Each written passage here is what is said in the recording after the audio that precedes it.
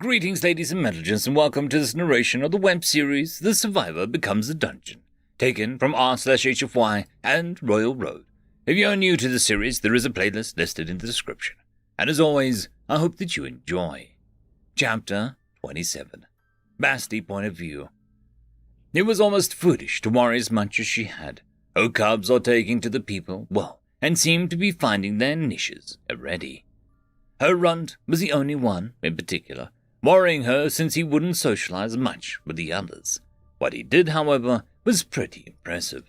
As Basti strolled around the haven, she occasionally spotted movement out of the corner of her eyes. If she couldn't sense where he was, and if she wasn't familiar with shadow magic, Basti probably wouldn't have spotted him. The runt was putting his newly developed body through its paces, zipping from shadow to shadow. He was swiping down flies and mosquitoes, recognizing them to be annoyances and threats. Occasionally, he even found a spider, starting his little web, and struck down a mouse he discovered with furious prejudice. Basti couldn't help but chuff with amusement as she watched from out of sight. Her runt may be a natural in stealth, but he had a long way to go. Checking in on her blue fur cub, she seemed to be intently pacing after the anxious lizard woman herbalist. Basti could agree that the woman had been an alluring scent, not tasty, but the smell of herbs and nature was pleasing compared to everyone else. Bertissa Point of View. Bertissa was certainly anxious right now, especially since the blue prowler had been following her for a little while now, as she went around checking on the few folks with open wounds and other sorts of scrapes and injuries. The prowler would come close and frequently sniff her herb pouch, even gently pawing at it, which constantly startled Bertissa while she was grinding up poultice. The look of the blue prowler's eyes was what confused her. It almost looked like her true intelligence, how she would sniff each herb, swath of moss and mushroom, how the prowler's eyes would follow her hands as she plucked each ingredient to make a specific treatment for a different type of wound. It unnerved her, but she wasn't sure why. However, she will admit that it was pleasant spending time with someone, even if it was a young beast who could quickly kill her. Basti Point of View. Leaving her blue fur club to her new friend, she strolls back around the longhouse and spots the red-furred cub hanging around the cooking area now. This was the most still she's ever seen her largest cub be.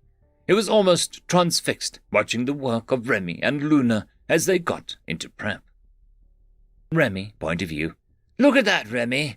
Kitty is keeping an eye on us, Luna mused as she carried over the skinned deer that Cinco bagged this morning. She took up the freshly sharpened cleaver and began the butchering. Remy chuckled softly in response as he worked off the stone cutting board they fashioned a couple of days ago and glanced over to the red prowler. Remy's ear twitched with realization as he noticed the red prowler was now watching him mince some mushrooms and roots. What was more interesting was that the right paw had been moving up and down in the same rhythm as Remy's knife hand. "Hey, what do you think you're doing there?" he mused to the prowler with a smile as he went back to chopping. He did other prep work, not noticing the red prowler scooting closer and cutting board and sniffing the ingredients acquisitively. The teen snatched up a tiny piece of mushroom and tuber, doing more little sniffs and tasting them. The red prowler quickly scoots back as Remy returns with some cuts of venison, a mixed herb paste, and a pouch of black salt, which was technically an alchemical ingredient, but that served no purpose here outside of cooking. Remy was soon struggling a bit as he got to work on starting the fire, since the other camp members accidentally snuffed out the old fire pit before either he or Luna could save the coals and embers for this fire. Though, as he worked on getting some friction sparks, he was suddenly surprised by the red prowler as they suddenly blew a hot bolt of flame into the fire pit, the wood catching a lot faster than Remy was ready for as he jumped back. The red prowler's ears suddenly reared back as he was surprised at Remy's sudden reaction, but Remy offered a smile as he held his hands up placatingly. "Whoa, there, hey there. It's fine, I'm fine. I appreciate your help, little buddy." The red prowler hesitantly relaxed as he focused back on what Remy was doing. Basti Point of View. Basti couldn't help but smile as she stepped away, looking around for her final cub as she strolled around the haven. watching as most people and families were disassembling their camping areas. They were turning most of the tent material over to Sylvia and Miriam to do what they saw fit, and bringing the bedding, pillows, and blankets into the longhouse to start picking spaces to sleep tonight. After a while, she came across a group of children sitting in a half circle under the shade of a tree. A dog-kin mother tells the kids some stories and even sings songs that they sing along with. Among the kids, she notices a white-furred daughter sitting with the children as she meows and yowls along with the songs. Basti was rather impressed by the second sing-along. The cub was almost making the sound of words and emphasizing the cadence of the notes and music. Watching her daughter for a little longer, she turned away and found a place for herself in the shade of another tree, and finally took a nap that she had been putting off. But Maury, point of view. I think I can stop worrying about the people in Haven for a bit. I've finally gotten them out of the elements. With a roof and walls between them and the outside, they should be able to sleep more cozily at night. I probably shouldn't have to worry about too many defenses so early on. While this world is perhaps dangerous, even I can tell that this is not a ruined wasteland like my home world. But that also doesn't mean I can relax. But at the same time, I also don't need to be over-vigilant. If the memories I've absorbed are correct, I've also got to start planning for winter, since that's just entered this world's equivalent of a fall season. While I don't have the world map anywhere, I know that the Empire's territory is supposed to be warmer than the rest of the continent in the winter time. This probably means that we're on the southern hemisphere of this planet, and if I'm right, we're looking forward to a brutal winter.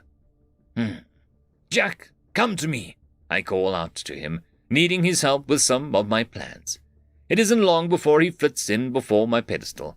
It's only now that I noticed Ururu sitting there, just staring into the middle distance with all his tail in his mouth.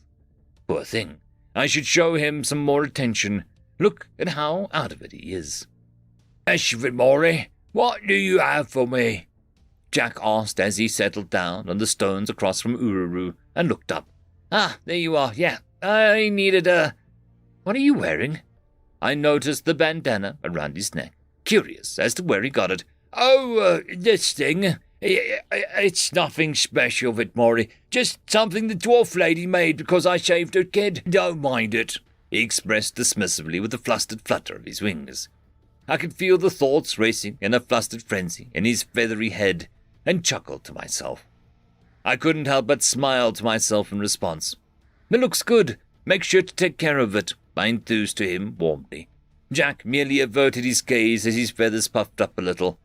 Anyways, I need you to go and take 5 of your birds to head east of us and see if you can find a village or a settlement. If you do, try to find a field for crops and steal as many plants and seeds as you can and bring them to me to see what this world has to offer in fall goods. Jack looks confused, and I can feel the gears whirring in his mind as he lets out a slow nod. Oh, I see. All right, Maury. We'll be back as soon as possible, Jack said resolutely as he bowed with one wing extended and the other in his chest before taking off. All right, now to hear back from Zassita tonight. End of chapter. I would quickly like to thank the T5 channel members and Patreons. Casper Arnholtz, Cam Maxwell, Barky, Lord Azrekahl, It's Difficult to Pronounce, Dragzoon W.R.E, Holly's Sister, Arcadian. Thank you very much.